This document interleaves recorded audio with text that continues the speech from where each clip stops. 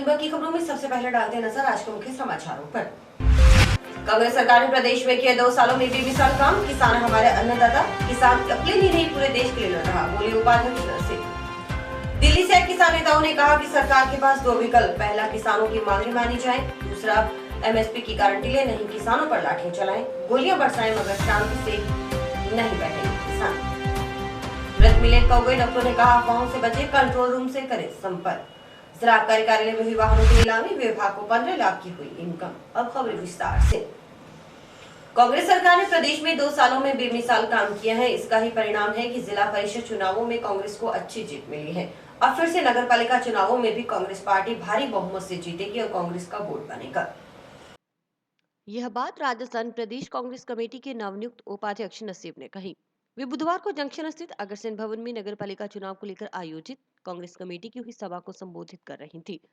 इस मौके पर उन्होंने किसानों को दिल्ली में चल रहे आंदोलन का जिक्र करते हुए कहा कि किसान हमारा अन्नदाता है। किसान अपने लिए नहीं बल्कि पूरे देश के लिए लड़ रहा है। केंद्र सरकार को किसानों के समर्थन में तीनों कानूनों को रद्द करना चाहिए। नसीब ने कहा कि प्रदेश कांग्रेस कमेटी ने बीकानेर संभाग का प्रभारी बनाया है। हनुमानगढ़ संगठन को नई ऊर्जा देंगे। सभी नेताओं को साथ लेकर कांग्रेस पार्टी के लिए काम करेंगे। कांग्रेस के संगठन प्रदेश में 2 साल में बेमिसाल काम किया। सरकार की योजनाओं को आमजन तक पहुंचाएगा, मजबूती मिलेगी। किसानों के हमारा अन्नदाता, सर्दी में दिल्ली की सड़कों पर बैठे किसान अपने लिए नहीं पूरे देश के लिए लड़ रहे हैं। उन्होंने कहा कि अन्नदाता के साथ जो अन्याय करेगा, भगवान उसे कभी बर्दाश्त नहीं करेगा। उन्होंने कहा कि कांग्रेस सरकार ने कोरोना काल में प्रदेश में आमजन के हित में काम किए, चाहे वह इंदिरा रसोई हो या फिर घरों में राशन पहुंचाने का काम। मीडिया कर्मियों ने जब उपाध्यक्ष से 5 नगर पालिकाओं में टिकट वितरण का सवाल किया तो उन्होंने कहा कि यह काम संगठन स्तर पर चल रहा है, समय पर सब काम पूरा हो जाएगा। इस कांग्रेस कमेटी ने मुझे बीकानेर संभाग का प्रभारी बनाया और जियाउर रहमान साहब को हनुमानगढ़ गंगानगर का जिला प्रभारी बनाकर इसे प्रदेश कांग्रेस संगठन ने भेजा है। तो हम सब दोनों की जिम्मेदारी है प्रदेश कांग्रेस के संगठन को, इस हनुमानगढ़ जिले के संगठन को नई ऊंचाइयां दें, सभी को साथ लेकर। विनोद जी चौधरी साहब जो एक्स मिनिस्टर भी हैं, अभी वर्तमान में एमएलए भी हैं, एमपी साहब भी हैं, चेयरमैन साहब, और सभी, मैं तो कहूँ सभी चुनाव लड़े हुए, चाहे सबनम गोदारा जी हो, सभी हनुमानगढ़ जिले के सभी नेताओं को साथ लेकर कांग्रेस संगठन को मजबूती प्रदान करने का काम हम करेंगे। चाहे ब्लॉक लेवल तक, चाहे जिला लेवल तक, सभी कांग्रेस के संगठन के पदाधिकारियों को उनका मान सम्मान, उनको कांग्रेस के संगठन को सब मिलकर साथ चलाएं, तभी तो बात है। प्रदेश में कांग्रेस की सरकार है, कांग्रेस की सरकार ने 2 साल में बेमिसाल काम किया है। उस प्रदेश की कांग्रेस की सरकार की जितनी भी योजनाएं कल्याणकारी, उनको आम जन तक पहुंचाने का काम, अंतिम छोर का जो बैठा हुआ व्यक्ति है उस तक कैसे पहुंचे, इसके लिए भी कांग्रेस के संगठन के पदाधिकारियों से चर्चा करता, ताकि इस योजना का लाभ अंतिम छोर का बैठा हुआ व्यक्ति भी ले सके, गांव गरीब ढाणी ढाणी तक ये योजनाओं का लाभ पहुंचे। और सत्ता और संगठन मिलकर जब कोई काम करता है तो उस संगठन को मजबूती प्रदान मिलती है। हनुमानगढ़ विधायक चौधरी विनोद कुमार ने कहा कि 5 नगर पालिकाओं में इस बार भी कांग्रेस का वोट बनेगा, क्योंकि भाजपा सरकार से कोई खुश नहीं है। उन्होंने कहा कि कांग्रेस पार्टी के प्रत्येक कार्यकर्ता बस एकजुट होकर चुनाव लड़े, आपस में कोई भेदभाव नहीं रखें। अगर आपसी भाईचारे की भावना से चुनाव संपन्न करवाएं तो दुनिया की कोई ताकत कांग्रेस को हरा नहीं सकती। माहौल बहुत अच्छा है। आज ये जो किसानों के जो धरना है उससे जो हमारे यहाँ बिचौलिए हैं, जो आड़ती हैं, वो सब नाराज हैं। बीजेपी सरकार से कोई भी खुश नहीं है। आप जैसे कह रहे थे कि काम जो है वो कम हुआ है, मैं कहता हूँ भी ये राजस्थान की सरकार थी, मुख्यमंत्री अशोक गहलोत के प्रयास थे, जो गाँव में काम चल रहा है, शहरों का विकास हुआ है। जबकि सेंट्रल गवर्नमेंट हमारे जीएसटी के हजारों करोड़ रुपए बकाया पड़े वो दे नहीं रहे, उसके बावजूद भी कोई काम रुका तो बताओ। आज आप अपने हनुमानगढ़ के अंदर कांग्रेस की नगर परिषद बनाई तो आप देखो कितना विकास हो रहा है, और वहाँ भी कांग्रेस की अगर ये नगर पालिका पड़ेंगे तो मुख्य काम होगा, पैसे भी दिलवाएंगे। नहीं, आप बिचौलिया की बात कर रहे थे, बिचौलिया आपसे भी नाराज है क्योंकि अभी आपने घोषणा करी है कि गांव में मंडियां खोलेंगे, तो इससे जो शहर की जो मंडियां, गांव में तो ऑलरेडी है ही कुछ पॉइंट हैं जहां माल बिकता है, लेकिन हमारी ये नहीं है कि बाहर वाले को ले जाएगा और अंदर वाले को टैक्स है। हम कोशिश यही करेंगे कि हमारे आड़ती पे हमारा जो है तुल्ला बचे, हमारा दानका है वो भी काम करे और लोगों को अच्छे भाव मिले।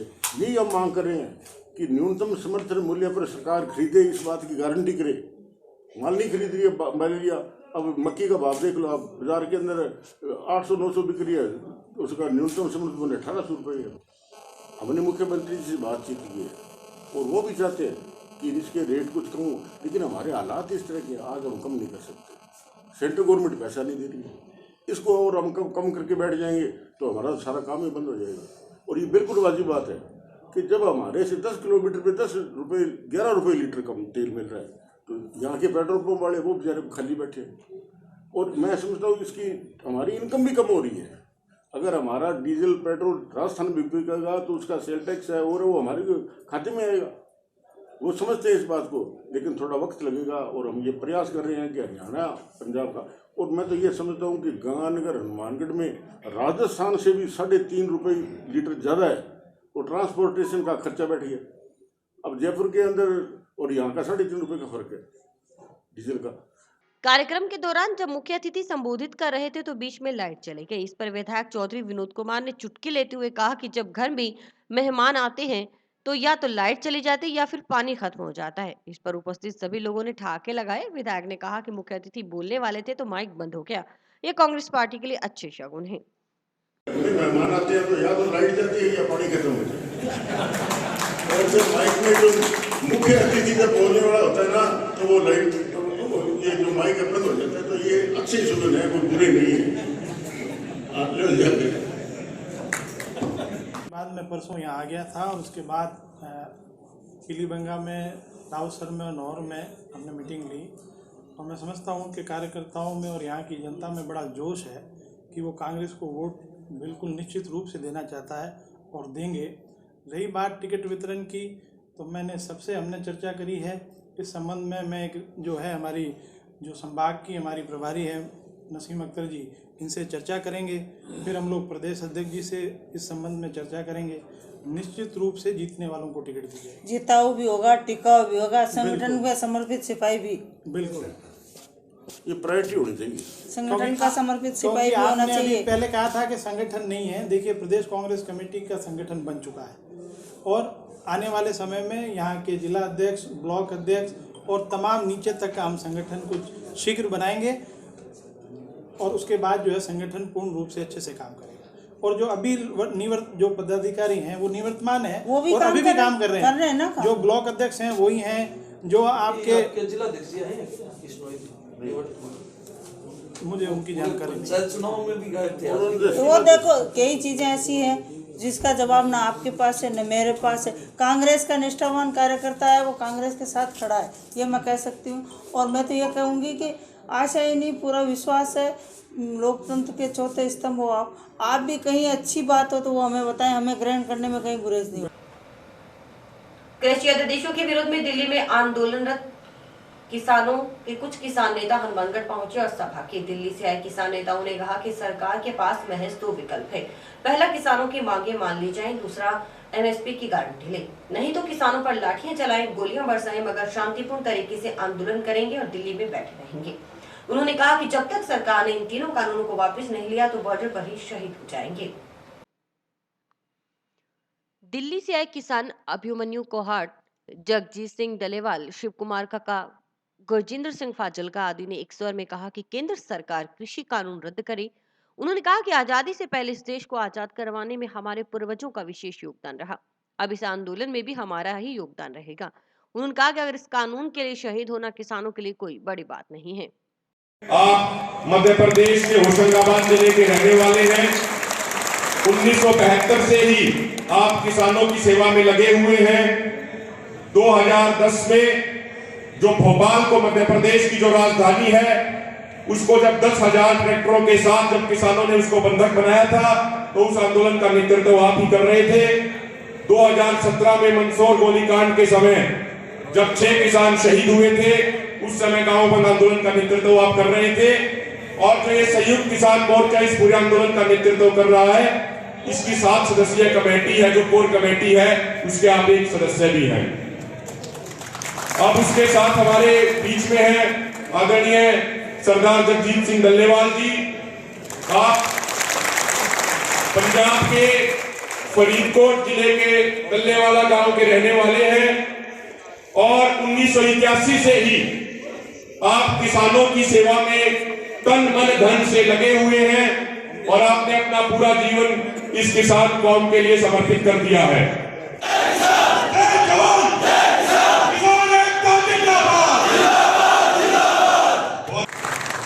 मेरे किसान भाइयों, 2-3 बातें और कहूंगा। सरकार बार बार मीटिंग में एक बात कहती है कि जी ये कृषि कानून तो रद्द नहीं हो सकते, आप कोई अन्य विकल्प बताइए। तो अब की बार 8 तारीख की बैठक में हमारे किसान नेताओं ने वो विकल्प सरकार को दे दिए हैं। और क्या विकल्प दिए हैं, ये बातें आपके लिए जानना बड़ा जरूरी है। हमारे सभी नेताओं ने एक आवाज में कहा, एक स्वर में कहा कि सरकार के पास मात्र 2 विकल्प हैं। सरकार के पास मात्र 2 विकल्प हैं। पहला विकल्प तो यह है कि सरकार हमारी मांगों को मान जाए, सरकार तीनों कृषि कानून रद्द कर दे, सरकार एमएसपी की गारंटी कानून लागू कर दे, तो उसके बाद हम हाथ जोड़ के सरकार का धन्यवाद करके वापस चले जाएंगे। और दूसरा विकल्प यह है कि सरकार हमारी मांगे पूरी नहीं करती है तो सरकार हमारे ऊपर लाठियां चलवाए, सरकार हमारे ऊपर गोलियां बरसाए, सरकार कैसा भी हमला कराए, लेकिन हम शांतिपूर्ण तरीके से बैठेंगे और हाथ हमारा नहीं उठेगा। या तो आंदोलन जीत के जाएंगे या फिर हम दिल्ली के बॉर्डरों पे अपनी कुर्बानी देकर वापस अपने गांव में जाएंगे। काम करते हैं बंधुओं, ये जो आंदोलन चल रहा है, जो कुछ मेरे साथ के बुजुर्ग साथी होंगे,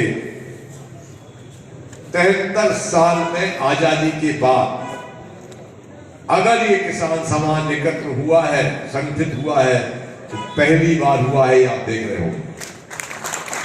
किसानों के बीच में 3 कानून, चूंकि एक कठिन विषय है, ये हम ये मानते हैं, इसको आम किसान बहुत बारीकी से नहीं समझ पाता है, समय लगता है समझने में। पर मोटा मोटा ये कि किसान के लिए ठीक नहीं है, ये मौत के फरमान है, इसलिए उसकी भी जानकारी हमको उनसे शेयर करना था। अभी तक का आंदोलन कहाँ चला, कैसा चला, आगे क्या हमारी रूपरेखा होगी, इन तमाम चीज़ों की जानकारी हम परिवार भाव से आए थे किसान परिवारों के बीच में, और वो हमने उनसे अपनी वार्तालाप चर्चा के माध्यम से आदान प्रदान किया।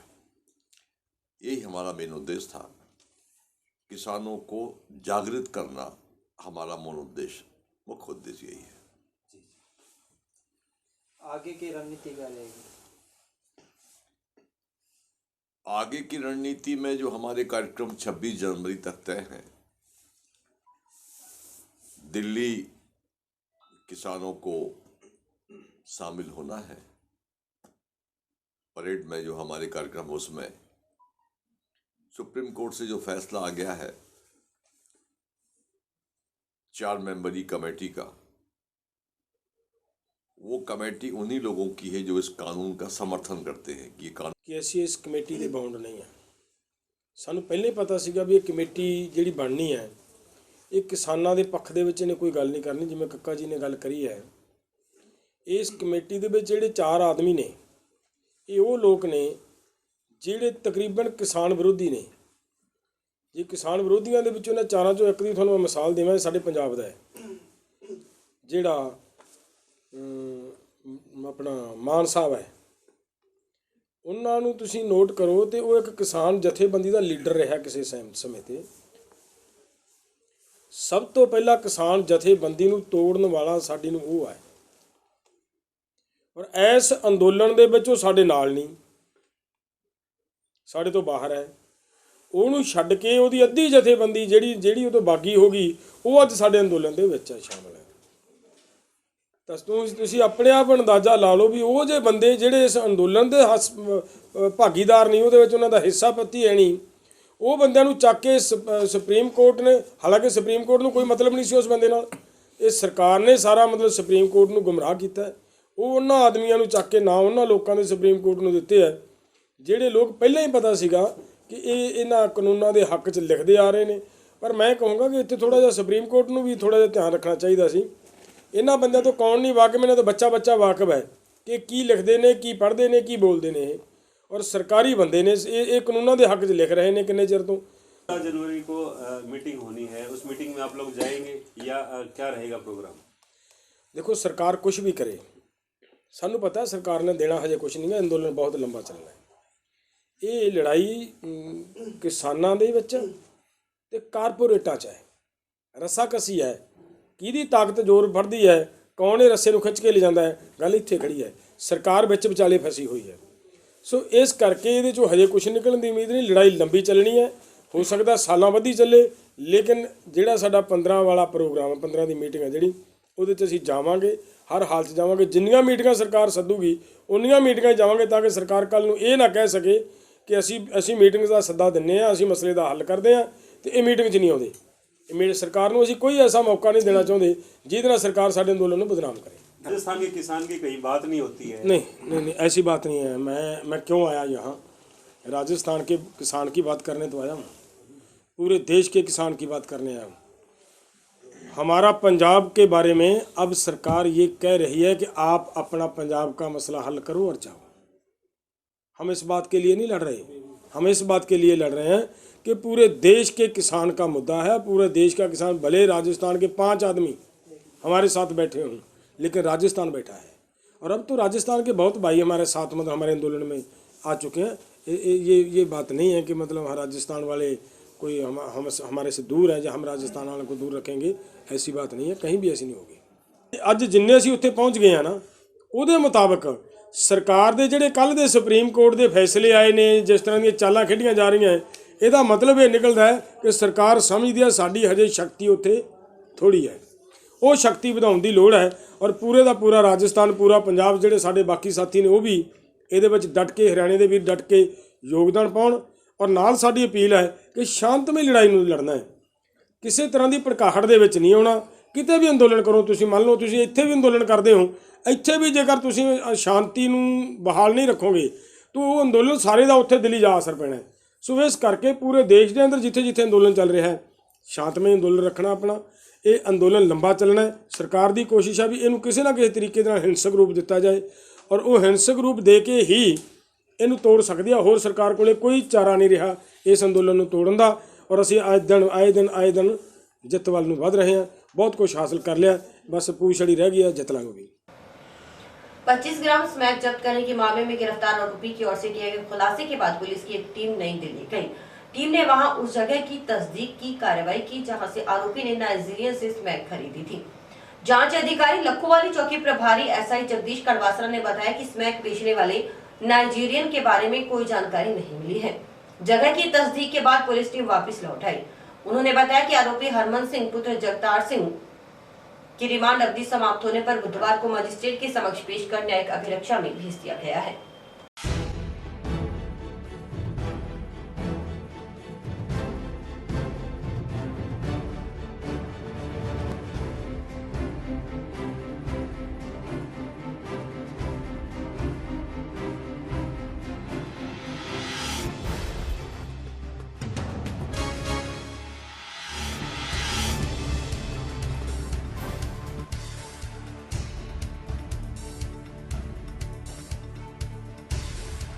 जंक्शन पुलिस स्टेशन से इसके खिलाफ मुकदमा नंबर 29 2021 का अंडर सेक्शन 8/21 25 ग्राम चिट्टा बरामद हुआ था, जिसमें तफ्तीश मन एसआई द्वारा की गई।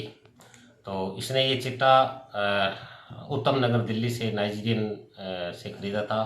घटनास्थल की तस्दीक हो गई, आज इसको जेसी करवा रहे हैं। जिले में कई जगह मृत मिले कौवों के बाद स्काई चैनल के रिपोर्टर पशुपालन विभाग के उप निदेशक डॉक्टर नरेंद्र कुमार चाहर से बातचीत की।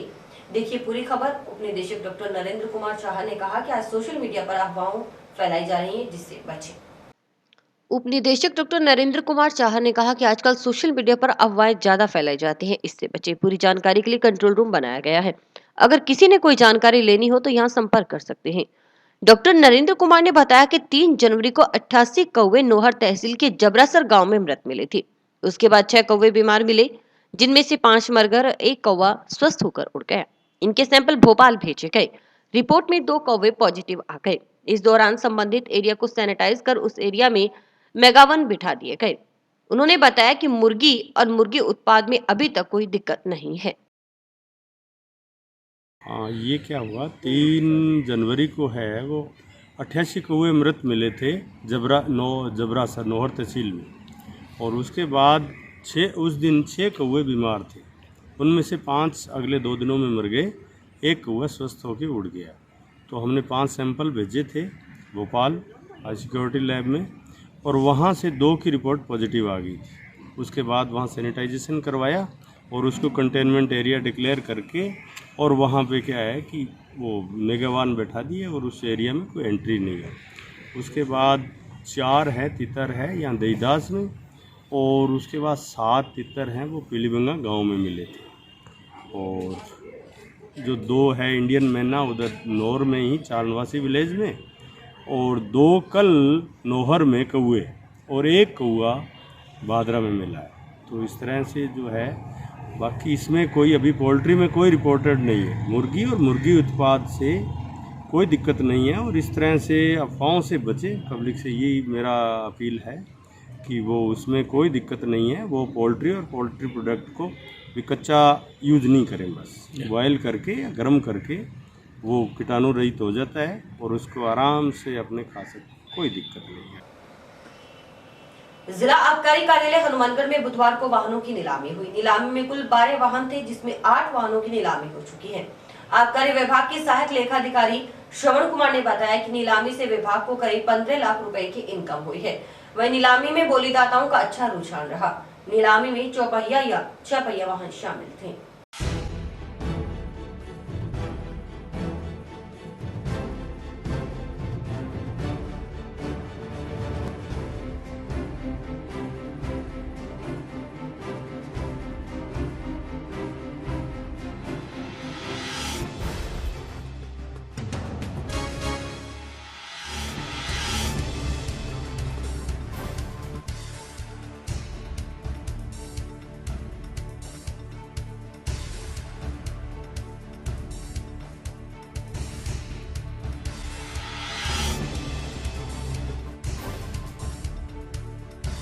सर, आज आबकारी विभाग में टोटल 12 व्हीकल्स 4 व्हीलर और मिनी ट्रक 6 पहिया वाहनों का या 10 ट्रक तक के व्हीकल्स का आज बोली थी, जिसमें 12 में से अभी तक बोली जारी है।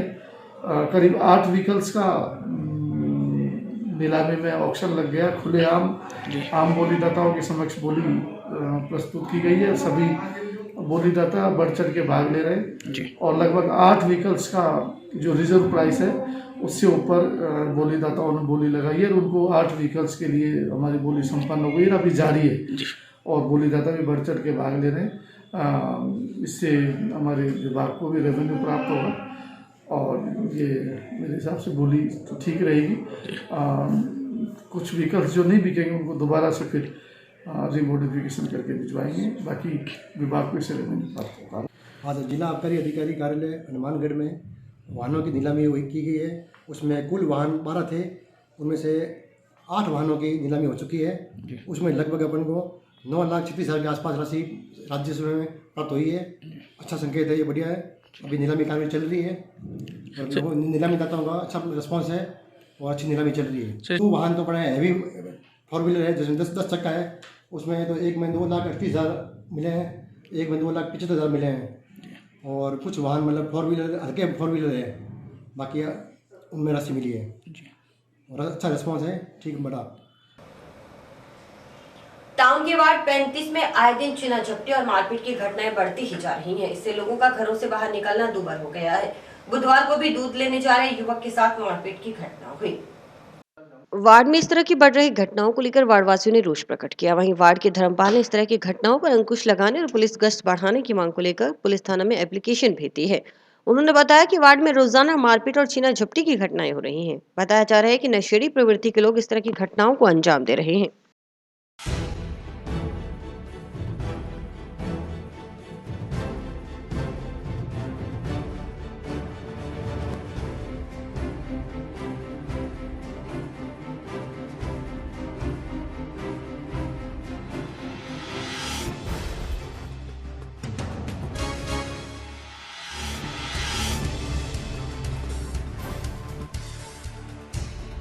मैं जा रहा था, ठीक है, दूध वगैरह लेने पुलिस फाटक पे, ठीक है। बीच में उन्होंने मेरे को रोक के उन्होंने मेरे को बोला पैसे निकाल, ठीक है। जेबों में हाथे मारने लगे, ठीक है। मैं उनके सामने हुआ तो उन्होंने मेरे को नीचे गिर लिया और ठुड्डे वगैरह सारे मारने लगे। हैं? कितने जने थे? 11 जने थे फसलियों में, ठीक है। 2 क्रैक हुई है जी, ठीक है। ये प्लास्टर बंदा है अभी। आए दिन वार्ड नंबर 35 में आए दिन छीना झपटी मारपीट ये रोज़ का काम है। ये नशेड़ी किस्म के प्रवृत्ति के बदमाश है।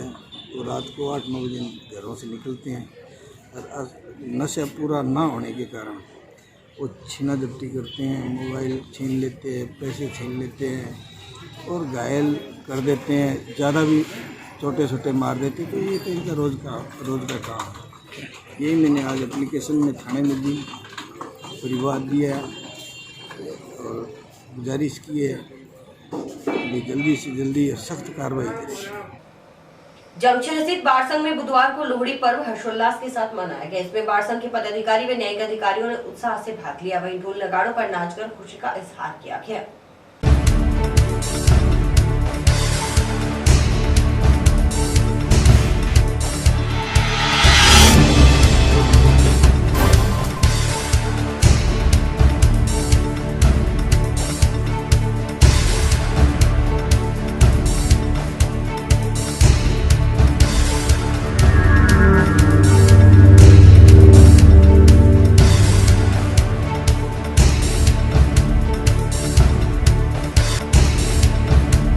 आज हनुमानगढ़ बार संघ में आज हमने लोहड़ी का एक आयोजन किया गया। लोहड़ी का पर्व मनाया गया, जिसमें माननीय डीए साहब, हमारे एडीजे साहब, मजिस्ट्रेट साहिबान, समस्त अधिकारीगण और हमारे सम्मानित जो सभी अभिभाषकगण शामिल हुए और ढोल नगाड़ों पर खुशी मनाई गई।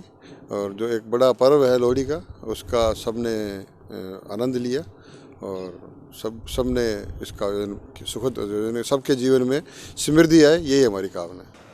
और इसी के साथ समाचार समाप्त हुए। रोजाना देखते रहिए समाचार। नमस्कार।